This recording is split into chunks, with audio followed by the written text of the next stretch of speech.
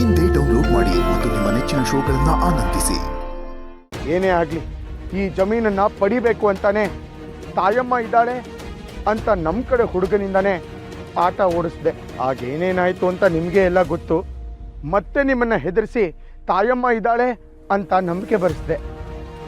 ಅದಕ್ಕೆ ಈ ಬಿಲ್ಲುಗಾರನನ್ನ ಉಪಯೋಗಿಸ್ಕೊಂಡೆ. ತಾಯಮ್ಮನ ಹೆಸರಲ್ಲಿ ಧೈರ್ಯ ಮೂಡಿಸಿ ಈ ಜಾಗಕ್ಕೆ ನೀವೆಲ್ಲರೂ ಬರೋ ಹಾಗೆ ಮಾಡೋದೇ ನನ್ನ ಉದ್ದೇಶ ಆಗಿತ್ತು. ಆದರೆ ನಾವು ಹಚ್ಚಿದ ದಿಗ್ಬಂಧನದಿಂದ ಆ ಪಿಶಾಚಿ ಹೇಗೆ ಹೊರಗೆ ಬಂತೋ ನನಗೆ ಗೊತ್ತಿಲ್ಲ. ನಡೆದಿದ್ದೆಲ್ಲ ಹೇಳಿದ್ದೀನಿ. ದಯವಿಟ್ಟು ಊರು ಜನ ನನ್ನನ್ನು ಕ್ಷಮಿಸ್ಬೇಕು.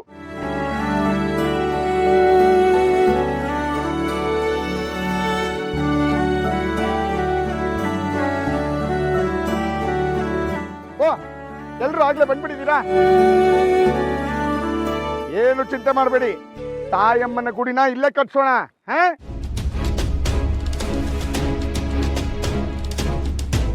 ಅಲ್ಲ ಸ್ವಾಮಿ, ಈಗ ನೀವೇ ತಪ್ಪೊಪ್ಕೊಂಡ್ರಿ. ಈಗ ನೋಡಿದ್ರೆ ಗುಡಿ ಕಟ್ಟಿಸ್ತೀನಿ ಅಂತೀರಾ? ಯೋ, ನಾನನ್ನ ತಪ್ಪು ಮಾಡಿದ್ದೀನಿ ಒಪ್ಕೊಳಕ್ಕೆ?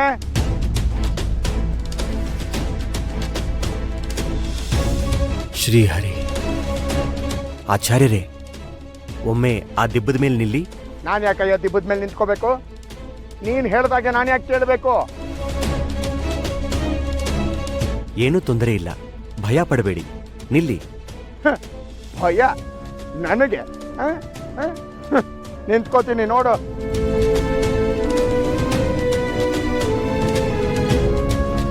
ಎಲ್ಲವನ್ನೂ ನಿಮ್ಗೆ ಹೇಳಿದ್ದೀನಿ. ನಾನು ತಪ್ಪು ಮಾಡಿದ್ದೀನಿ. ದಯವಿಟ್ಟು ನನ್ನನ್ನು ಕ್ಷಮಿಸಿ.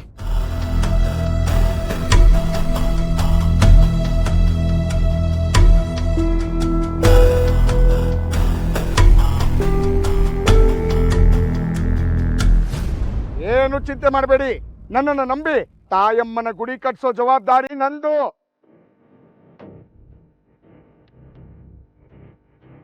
ಅಲ್ಲ ಸ್ವಾಮಿ, ದಿಬ್ಬದ ಮೇಲೆ ನಿಂತ್ರೆ ಒಂಥರ ಮಾತಾಡ್ತಾರೆ, ಕೆಳಗಿಳಿದ್ರೆ ಒಂಥರ ಮಾತಾಡ್ತಾರೆ.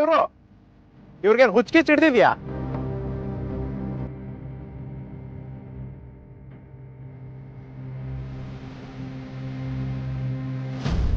ಶ್ರೀಹರಿ, ಇಲ್ಲಿ ನೋಡಿ, ಯಾರಾದ್ರೂ ಬಂದು ಆ ದಿಬ್ಬ ತೋಡಿ.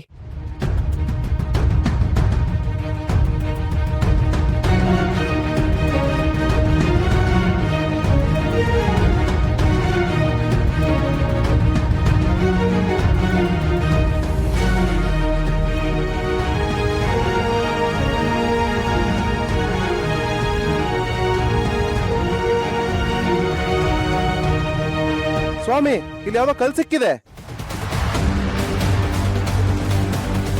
ಸ್ವಲ್ಪ ನಿಧಾನಕ್ಕೆ ತೋಡಿ.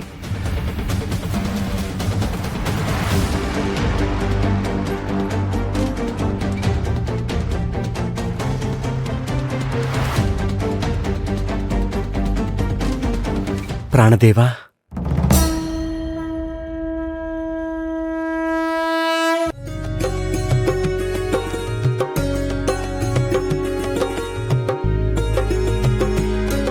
ವೆಂಕಟನಾಥ, ಈ ಪ್ರಾಣದೇವರು ಇರೋದು ನಿನ್ಗೆ ಗೊತ್ತಾಯ್ತು?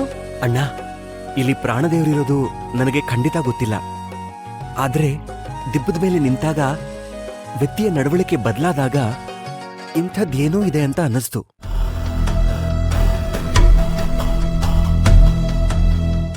ನೀನು ಹೇಳ್ತಿರೋದು ಆಶ್ಚರ್ಯ ಆಗ್ತಿದೆ. ಆದ್ರೆ ಪ್ರಾಣದೇವರ ಮೂರ್ತಿ ಇಲ್ಲಿಗೆ ಬಂತು? ನಾನ್ ಓದಿರೋ ಪ್ರಕಾರ ವಿಜಯನಗರ ಸಾಮ್ರಾಜ್ಯಕ್ಕೆ ಶ್ರೀರಕ್ಷೆಯಾಗಿದ್ದ ಶ್ರೀ ವ್ಯಾಸರಾಯರು ಸುಮಾರು 732 ಪ್ರಾಣದೇವರ ಮೂರ್ತಿಗಳನ್ನ ನಾಡಿನ ಉದ್ದಕ್ಕೂ ಪ್ರತಿಷ್ಠಾಪಿಸಿದ್ರು.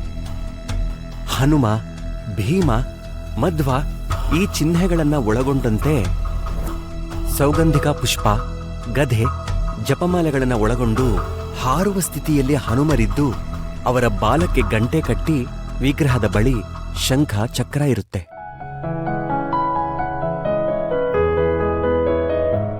ಹಾಗಾದ್ರೆ ಇದು ವ್ಯಾಸರಾಜರು ಪ್ರತಿಷ್ಠಾಪನೆ ಮಾಡಿದ ಹನುಮದೇವರ? ಹೌದು, ಇದು ನಮ್ಮ ಮತ್ತು ಈ ಊರಿನ ಪುಣ್ಯ.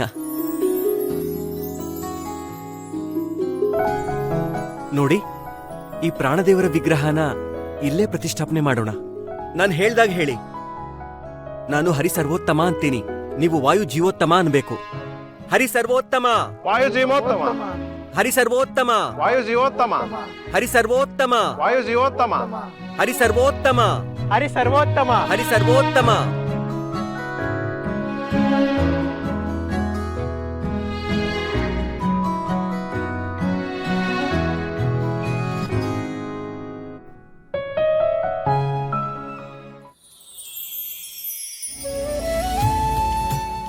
ಇಲ್ಲಿ ತಿಮ್ಮಣ್ಣ ಭಟ್ರ ಮನೆ ಎಲ್ಲಿ ಬರುತ್ತೆ ಅಂತ ಯಾರನ್ನ ಕೇಳಲಿ? ಯಾರು ಕಾಣಿಸ್ತಾ ಇಲ್ವಲ್ಲ. ಒಳ್ಳೆ ಸಮಯದಲ್ಲಿ ಆ ಬಿಲ್ಗಾರನ ಕರ್ಕೊಂಬಂದೆ ಅಣ್ಣ. ಏನ್ರಪ್ಪ ಹೇಳಿ. ಇಲ್ಲಿ ತಿಮ್ಮಣ್ಣ ಭಟ್ರ ಮನೆ ಎಲ್ಲಿ ಬರುತ್ತೆ? ತಿಮ್ಮಣ್ಣ ಭಟ್ರೆ ಅವರು ನಮ್ಮ ತಂದೆ. ಇವರು ನಮ್ಮಣ್ಣ ಗುರುರಾಜ. ನಾನು ವೆಂಕಟನಾಥ. ಓ, ಗುರುರಾಜ, ವೆಂಕಟನಾಥ. ಏನ್ರಪ್ಪ ಇಷ್ಟುದ್ದ ಬೆಳೆದ್ಬಿಟ್ಟಿದ್ದೀರಾ? ಗುರ್ತೇ ಸಿಗ್ತಾ ಇಲ್ಲ ನೋಡಿ. ತಾವ್ಯಾರು ಅಂತ ಗೊತ್ತಾಗ್ಲಿಲ್ಲ. ನಾನು ವಿಶ್ವನಾಥ, ಕುಂಭಕೋಣಂ ಮಠದಿಂದ ಬಂದಿದ್ದೀನಿ. ಕುಂಭಕೋಣಂ ಮಠದಿಂದ ಬಂದಿದ್ದೀರಾ? ನಮ್ಮನೆ ಹುಡುಕ್ತಿದ್ದ ಕಾರಣ? ನಿಮ್ಮನೆ ಹುಡುಕ್ತಿದ್ದಿದ್ದಲ್ಲಪ್ಪ, ನಿನ್ನನ್ನೇ ಹುಡುಕೊಂಬಂದೆ. ಗುರುಗಳು ನಿನ್ನ ಮಠಕ್ಕೆ ಬಂದು ಹೋಗ್ಬೇಕು ಅಂತ ಹೇಳಿ ಕಳ್ಸಿದ್ದಾರೆ. ನೋಡಿದ್ಯಾ, ಮಧುರೈಯಿಂದ ಬಂದ ಕೂಡಲೇ ಗುರುಗಳನ್ನ ಭೇಟಿ ಮಾಡಬೇಕಾಯಿತು. ಪಾಪ ಅವ್ರಿಗೆ ಬೇಸರ ಆಗಿರುತ್ತೋ ಏನೋ.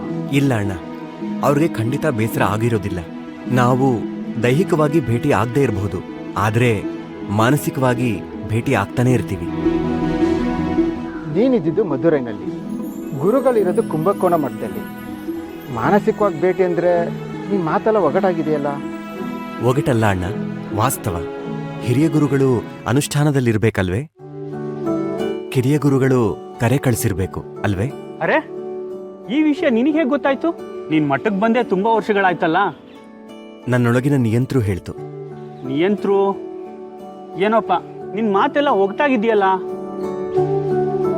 ಸರಿ, ಆದಷ್ಟು ಬೇಗ ಮಠಕ್ಕೆ ಬಂದು ಹೋಗು, ನಾನು ಇನ್ ಬರ್ತೀನಿ. ಎಲ್ಲಾದ್ರೂ ಉಂಟೆ? ನನ್ನ ಸಲುವಾಗಿ ಅಷ್ಟು ದೂರದಿಂದ ಬಂದಿದ್ದೀರಿ, ನಮ್ಮನೆಗೆ ಬಂದು ಆತಿಥ್ಯ ಸ್ವೀಕರಿಸದೆ ಹೋದ್ರೆ ಹೇಗೆ? ಬನ್ನಿ, ಮನೆಗೆ ಹೋಗೋಣ. ಪರವಾಗಿಲ್ಲ ವೆಂಕಟನಾಥ, ಮತ್ತೊಮ್ಮೆ ಬಂದಾಗ ಬರ್ತೀನಿ. ಈ ಊರಿಗೆ ನನ್ನ ಮಗಳನ್ನ ಮದುವೆ ಮಾಡ್ಕೊಟ್ಟಿದ್ದೀನಿ. ಬಹಳ ದಿನದಿಂದ ಬರಕ್ಕಾಗಿರ್ಲಿಲ್ಲ ಅಷ್ಟೆ. ಈಗ ಸ್ವಕಾರ್ಯ ಸ್ವಾಮಿ ಕಾರ್ಯ ಎರಡೂ ಆದಾಗಾಯ್ತು ನೋಡಿ. ಮಗಳ ಕೈಯಿಂದ ಊಟ ಮಾಡಿದ್ರೇನೆ ಅವಳಿಗೂ ಸಮಾಧಾನ. ಹಾಗೆ ಆಗ್ಲಿ, ಹೋಗ್ಬನ್ನಿ.